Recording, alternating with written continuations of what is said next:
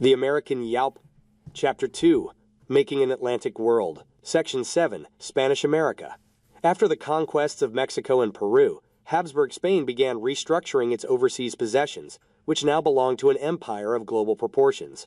Already the King of Spain, when Charles V became the Holy Roman Emperor in 1519, his domains included lands from Austria to Castile, and the wealth generated by the conquests of Cortés and Pizarro allowed him to dream of a universal monarchy, power unseen since the glory days of Rome. Yet like its ancient predecessors, the Spanish Empire was a patchwork of regions and cultures that strained managerial capacities, even as it generated enormous wealth for the metropole. Building upon the infrastructure of the great Native American empires, the new imperial cores of highland Peru and central Mexico were marked by cities, highways, and mines.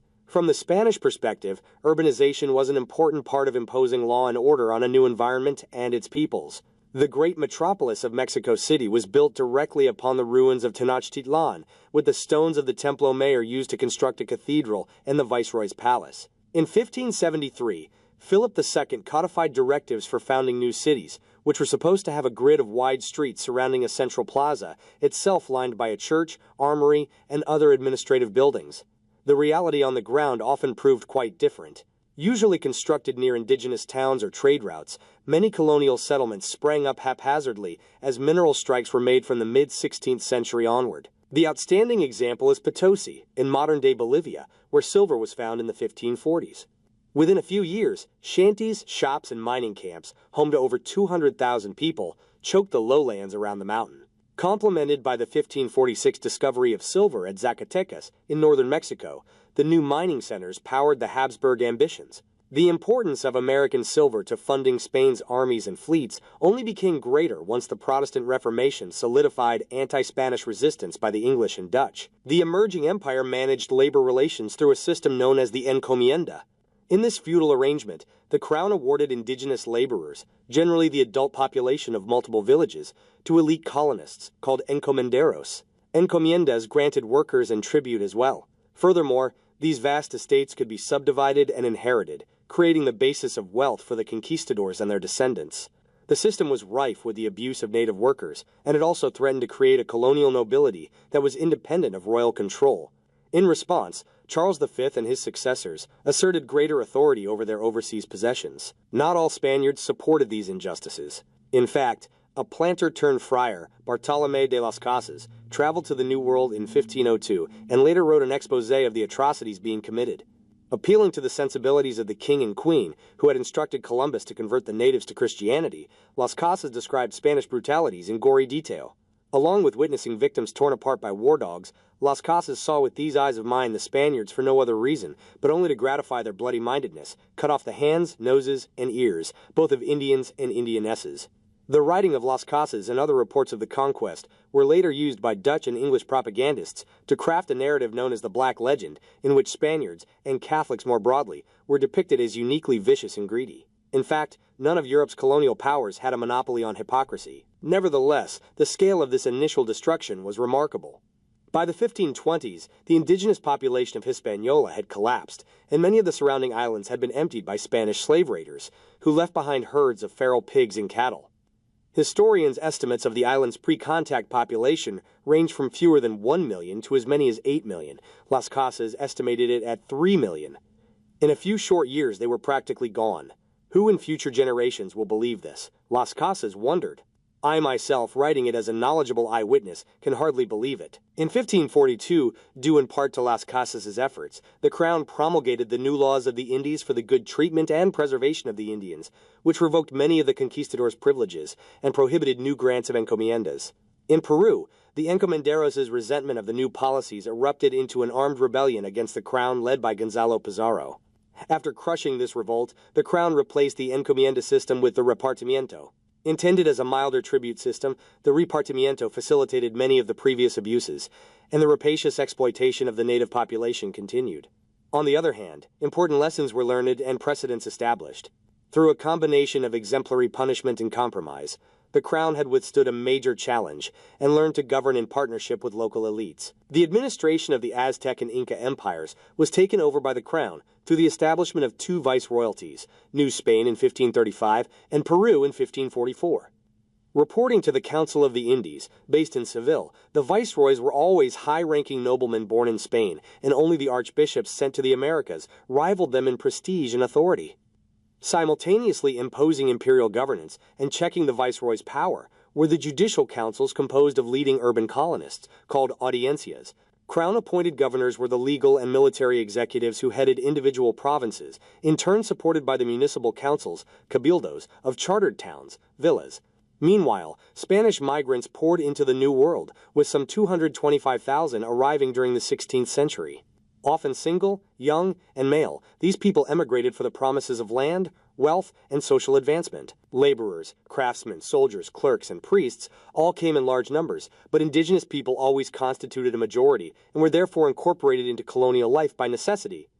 In theory, native peoples constituted a social sphere outside of the Spanish world, the so-called República de Indios, in which they were managed by traditional leaders. Drawn by employment opportunities and desperate to escape the drudgery of encomiendas, thousands of Indians flocked to cities like Cusco, Lima, or Mexico City. However, native incorporation into urban spaces and the related process of acculturation did not mean equality. Intersecting ideas about class, gender, and race structured social hierarchy in Spanish America. The Iberian society transplanted to the Americas was fundamentally patriarchal, guided by the ideal of a senior man who protected subservient members of his household, wife, children, and employees, in exchange for their labor and obedience. Intended to be a microcosm of the monarchical state, for noblemen, patriarchy achieved its full expression in the great estates that encompassed an urban residence and rural lands worked by servants and slaves. Yet there were simply too few Spanish women in the Americas to support the natural growth of a purely European-descended population. Legal precedents already existed in Iberia for managing the consequences of extramarital affairs, practices that were then applied to the relationships between Spanish men and black and native women. Building upon histories of intercultural encounter in the Mediterranean world, where Muslims and Christians had been capturing and converting each other for centuries, the Spanish tolerated, and sometimes even supported, interracial marriages. Beginning with baptism, illegitimate mixed-race children were thus formally recognized while remaining subordinate. Indeed, the line between servant and relative was often blurred. The frequency of cross-cultural sex, often coerced, manifested new racialized systems of social control. Regularized in the mid-1600s, but rooted in older practices for excluding Moors and Jews, the Sistema de Castas, caste system, organized individuals into various ethno-racial groups based on their supposed purity of blood. Not surprisingly, Spaniards, españoles, were at the top of this hierarchy. Although the first generation of conquistadors and encomenderos dominated colonial society, they soon had to make room for other European migrants and the rising population of American-born colonists, called criollos. Mestizos, an elastic term used to describe those of mixed European, black, and indigenous heritage, ranked below españoles in the emerging racial order. Nevertheless, this idealized system of social control and the reality of life in the colonies were two different things. Spanish fathers of sufficient status might shield their mestizo children from racial prejudice, and wealthy mestizos married Europeans to whiten their family lines. In frontier areas where there were fewer colonists, it was often easier for mestizo families to emphasize their European heritage and thereby construct differences between themselves and native groups. Such was the case on the frontiers of Portuguese Brazil or Spanish Texas. Mestizos soon made up a large portion of the colonial population, and by the early 1700s, more than one-third of all marriages bridged the Spanish indigenous divide. The result was a level of mixture, mestizaje, that distinguished Spanish America's hybrid culture, one where African, Iberian, and indigenous languages, religions, fashions, and cuisines commingled. In 1531, a poor indigenous man named Juan Diego reported that he was visited by the Virgin Mary, who appeared as a dark-skinned, Nahuatl-speaking indigenous woman. Reports of miracles spread across Mexico, and the Virgin de Guadalupe became a national icon for a new mestizo society. Finally, in 1546, a group of Basque prospectors located silver deposits near what became the city of Zacatecas. The Mexican counterpart to the mines of Potosi, the silver of Zacatecas, fueled the ambitions of the Habsburg dynasty. The extraction of precious metals came at a steep environmental cost. Forests were cut and burned to fire the smelters that refined the ore, leaving behind slag, cinders, and mercury.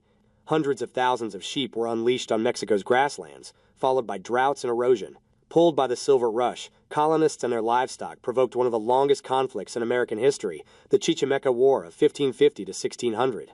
Used to describe the Seminomatic peoples of the mountainous and arid region north of Mesoamerica, Chichimeca was a Nahuatl word, equivalent to the European term barbarian. More accurately, the Chichimecas were an alliance of several nations who organized to defend their homelands in the face of miners, ranchers, and slavers. The effectiveness of the Chichimecas' guerrilla tactics led to the deployment of royal troops, the construction of fortified bases, and armed escorts to guard the silver-laden convoys. After military and church officials debated the issue, the king sanctioned a total war of fuego y sangre, fire and blood, that permitted the enslavement of Chichimeca prisoners. The intertwining of war and slaving only hardened Chichimeca resistance, and by 1585, the war had become a bloody stalemate. Biology magnified the devastating impact of the European invasion. Separated from the Old World, its domesticated animals, and its immunological history, Native Americans lived free from the terrible diseases that ravaged populations in Asia, Europe, and Africa. Because of this relative isolation, Native Americans lacked the acquired immunities that Europeans and Africans had developed over centuries of exposure to deadly epidemics like malaria and various poxes. So when the newcomers arrived in the Americas, they unleashed a host of new plagues: smallpox, typhus, influenza, diphtheria, measles, and hepatitis, to name a few, that devastated native communities.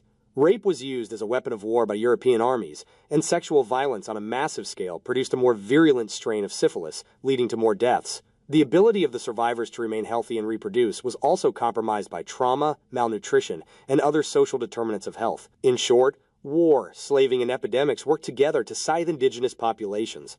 Some scholars estimate that as much as 90% of the population of the Americas perished within the first century and a half of European contact, a demographic cataclysm known as the Great Dying.